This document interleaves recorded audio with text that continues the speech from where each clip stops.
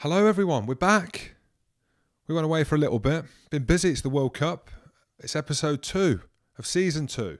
Although season 2, there weren't many. And we are evolving, as you can see. I'm sat in the hot seat. We've got a new board behind us, RugbyPass.com. That's the platform that we are on. We're going to be putting it on YouTube, Facebook. I'll bang it on Twitter and all them things. But it's black. All blacks. See what I've done? It's weird though. It's not that weird. Black's my favourite colour, and it probably looks a little bit ridiculous. We've gone for a grey sofa. I've got my black T-shirt, grey jeans, black board. So, Sam, how's it look, mate? Good? It's class, mate. Yeah? Class. You happy? Cheers, mate. Super fan. We've got Sam. We've got a new guy who's filming. We'll see what it's like. We'll vet him, see if it comes out. But it has. I've been busy. The World Cup's been on. Been doing a bit for the TV, ITV, mainstream, serious. Probably something that I'm not. Struggle to be quite serious, but it's good. Credible media. I'm enjoying it. Enjoying the World Cup, Sam? Mate, loving it. Yeah. Loving it. Everyone is. It's gathered momentum. Best time of the year. Best time of the year. People are absolutely loving it. And fair play to Japan, host nations, and we can get on to their victory against Ireland and how well they played. But as a host nation, didn't know how it was going to go. They obviously hosted the Football World Cup in 2002, maybe, sometime. And so they've obviously got the infrastructure to host a World Cup. But drinking culture that's involved in rugby, the conditions, how's it going to go? But everything I'm hearing is meant to be absolutely wicked.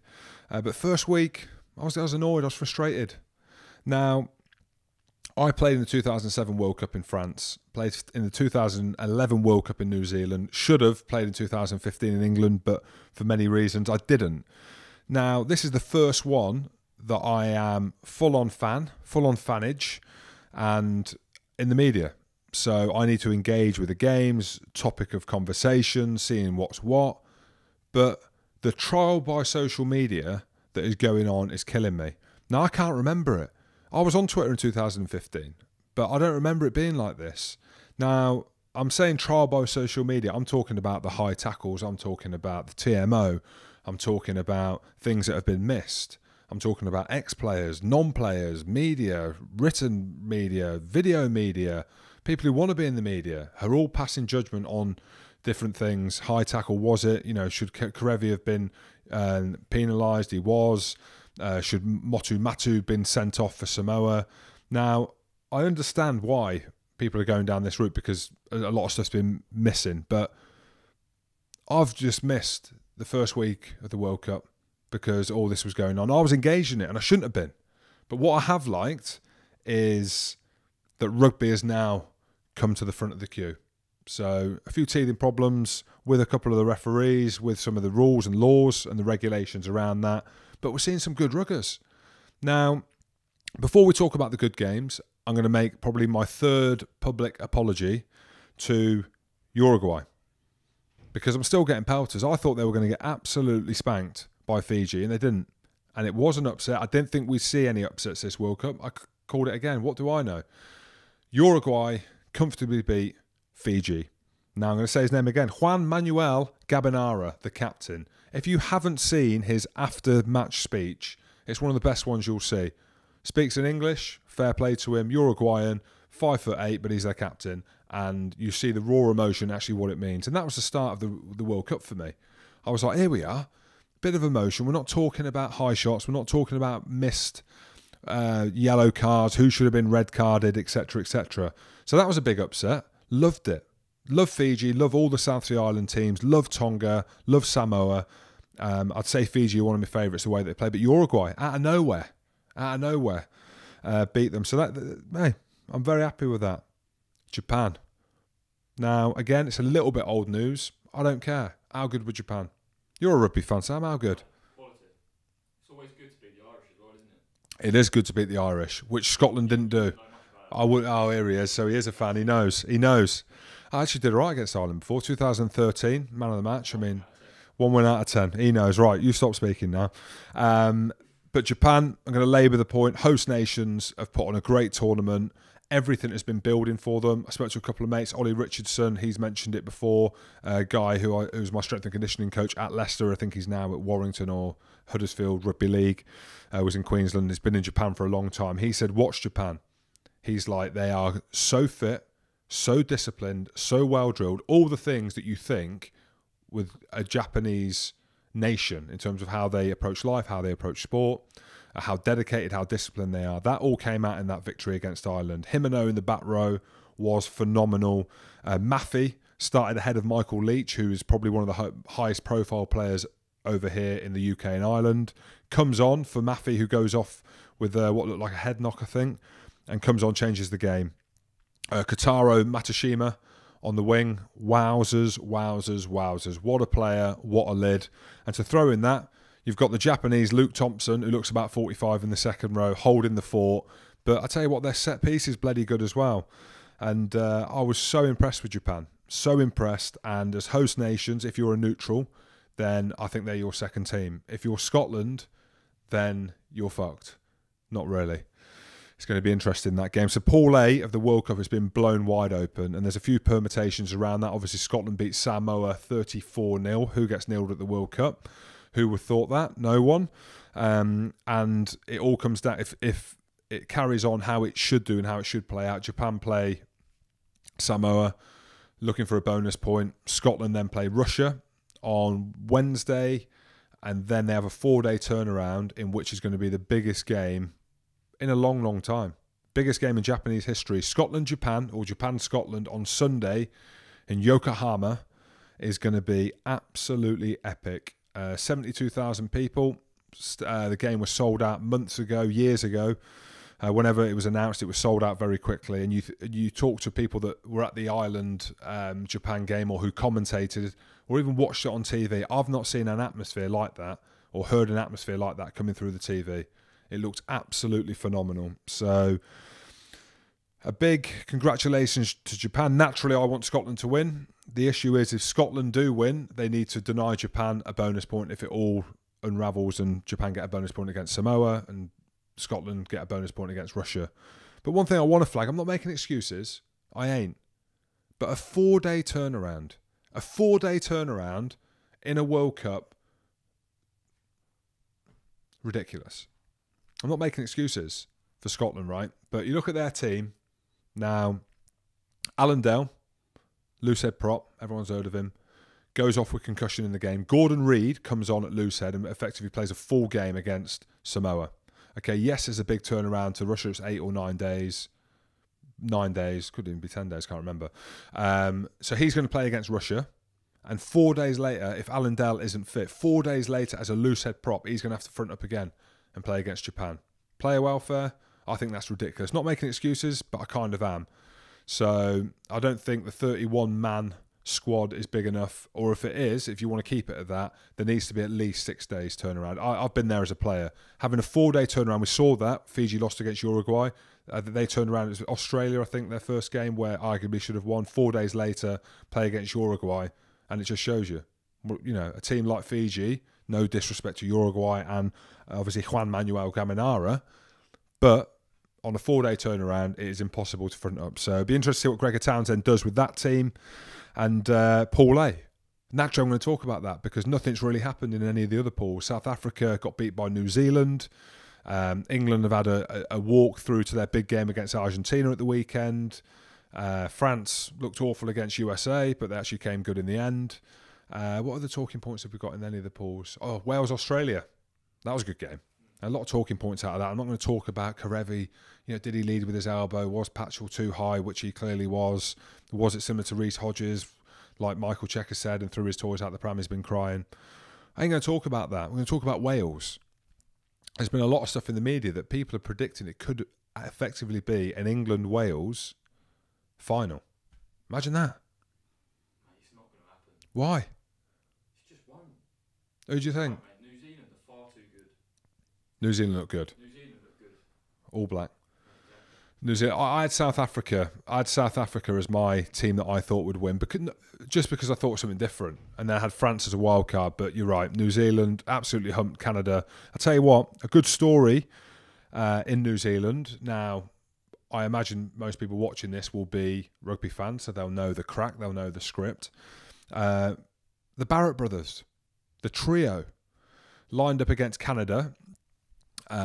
Both scored. All three of them scored. 2 of them dropped the ball over the line, Bowden Barrett and Scott Barrett. But all 3, Geordie, Scott and Bowden Barrett scored. What a story. Imagine, and again I tweeted about it, imagine being their family. You get one son or one daughter playing for the All Blacks. What the women called the Ferns.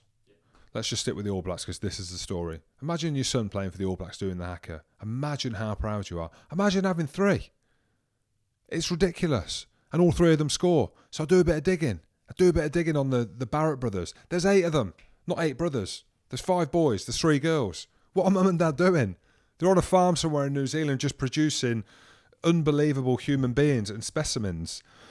But there's a nice story that's come out of it, actually, and I tweeted about it, and it's on YouTube, so we're not allowed to put it up. I don't know why. Rights issues, who knows? But if you go onto my Twitter page, and you'll see the screen grab come up here, I actually tweeted about it, that there's an amazing story coming from the Barrett family. Now, obviously, the profile that these Barretts have in terms of their standing in New Zealand in World Rugby, but they've got 5 brothers in the family, and there's 3 sisters, and the youngest one, Zara, there's an amazing video on YouTube, talks about her life, and she has Down syndrome, and what they've wanted to do is raise the profile around Down syndrome and kind of tell her story. And if you haven't seen it, you should go on it, because it is goosebumps. I love looking at videos like that, and it's great to see the Barrett brothers, Bowden and Geordie in this video in particular, in a slightly different light. So all good.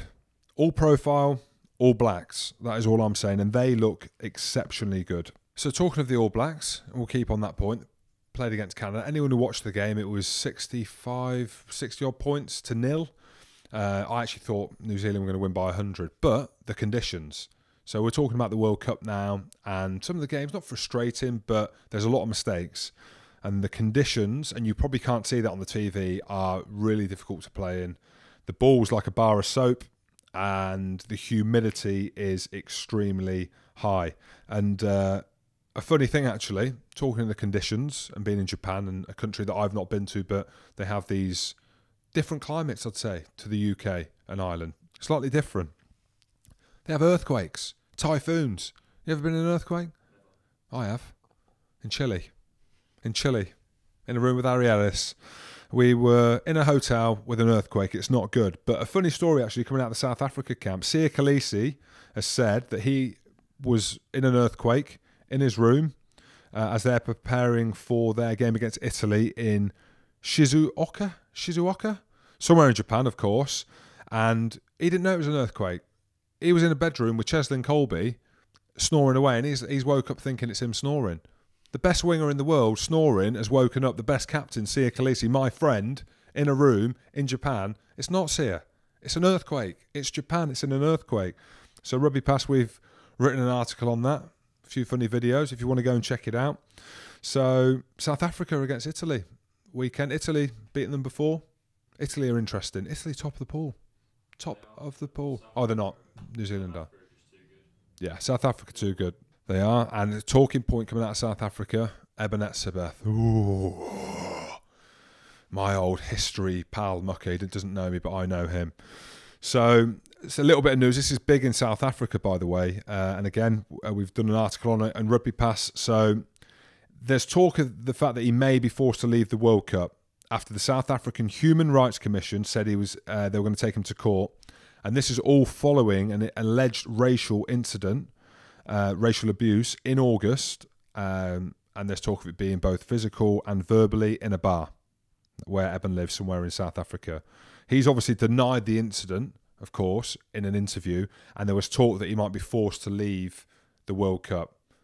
I've heard conflicting stories that maybe he doesn't. He can sort it out when he goes back, but it doesn't look good, does it? You know, Wales have obviously been marred by the Rob Howley incident and the betting scandal around that. That's gone a bit quiet, which is probably not a bad thing.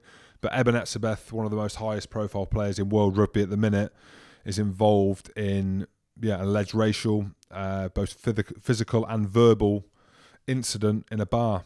So, you know, it's alleged, I should say. I don't know that for sure. I'm just going on what I've read on RugbyPass and what I've heard. So, yeah, Rassie Erasmus, massive fan of his. We'll be looking to try and gloss over that, if that's the right word, if that's the You can say that with a big win over Italy.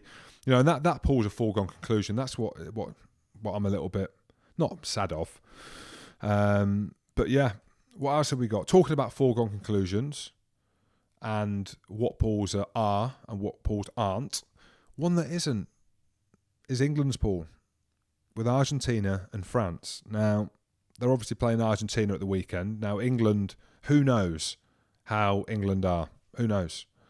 Because they haven't really been tested, is the thing. And I've spoken a lot about Eddie Jones, you know, tongue-in-cheek, jesting, that he is a bit of a clown, like myself. But he could be an absolute genius.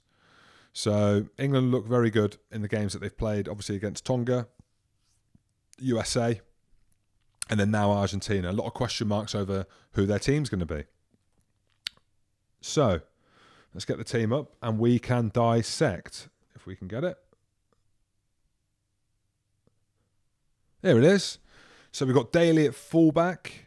Am I right in saying that? Watson, Tuolangi, Farrell, yeah, and Johnny May. Obviously, Daly can play on the wing and Watson can go to fullback as well. Young's at 9, of course, but the big talking point was Ford and Farrell. Now,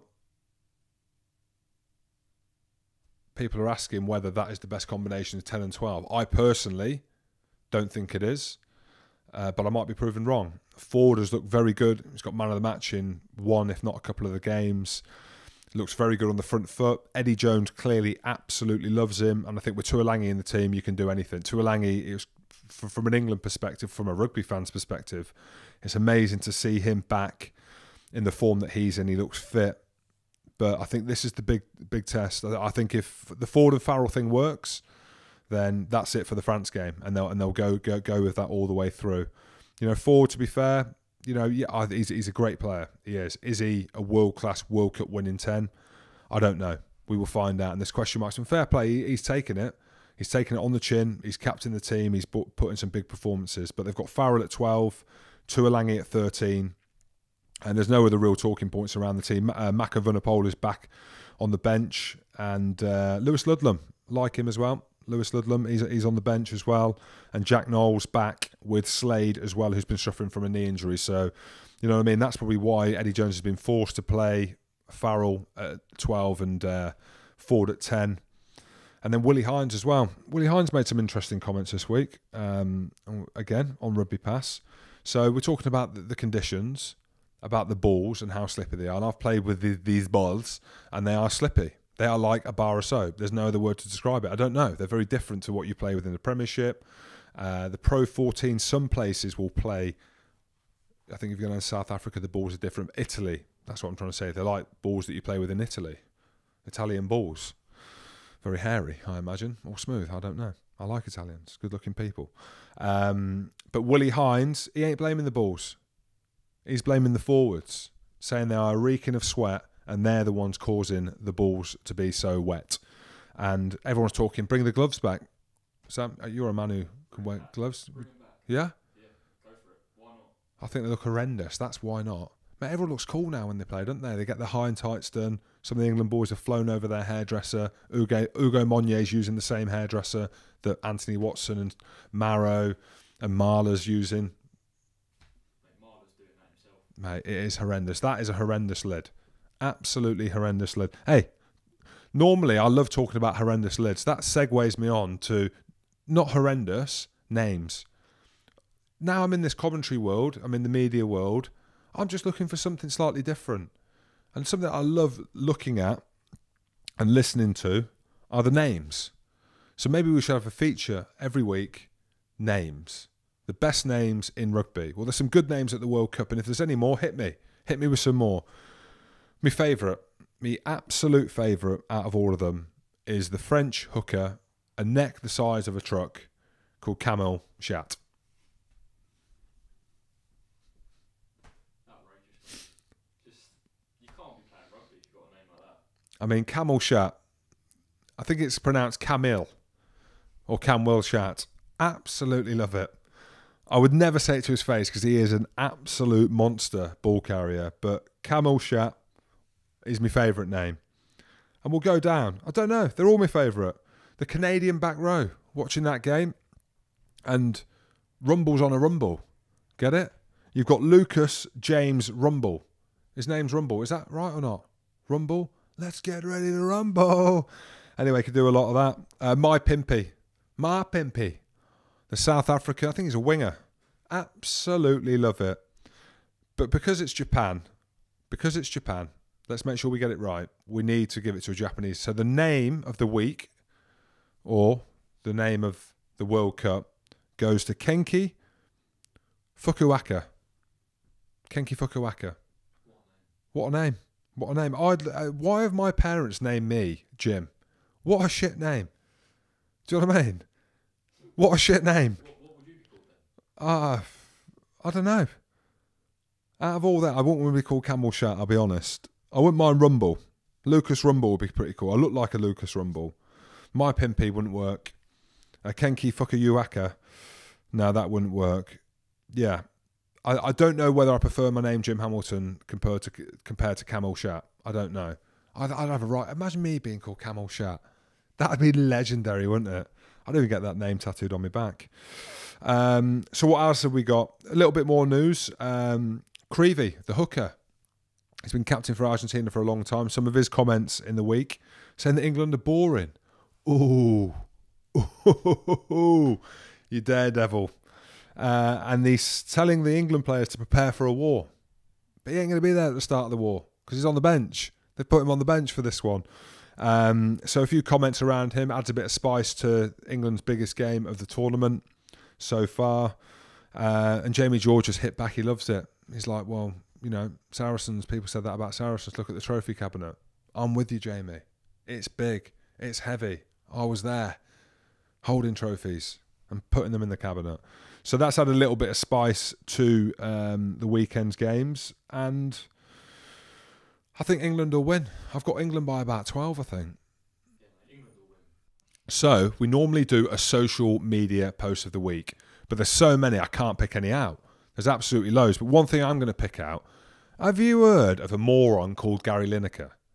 Yes. Absolute moron. So this guy, well, he's not a moron. He's actually quite good at his job, to be fair. Match of the Day, I watch every week. So I'm a bit of a super fan of Match of the Day. Well, anyway, the guy who licks Walker's crisps for a living, for money, is bagging the hacker. So he's put a tweet out that actually I've just seen has been deleted. It must be so hard not just to laugh at this if you're the opposition. And it was basically the video of New Zealand doing the hacker. Who's laughing, mate? You're watching it and you're thinking, we're fucked. Why are you going to be laughing? So I've tweeted him. So the social media post of the week could go to me. Hey, says a man who licked crisps for £1 million with that emoji like that. So got a few likes for that, retweets, but he's taken the tweet down now. So the social media post of the week goes to me for sticking up for the All Blacks. Okay, the team that are probably going to win the World Cup, and they've got the Barrett brothers in there who are absolutely legendary. So, Gary Lineker, put that in your mouth and eat it like a crisp. Don't bag rugby, don't bag the All Blacks, best team in the world, and don't bag the hacker. It's the best thing in the world. So, that's it anyway. There ain't much going on in my life. We're just here in a new space. It's black, it's All Blacks, and it's Don't Mess with Jim, episode 2, season 2. Take it easy.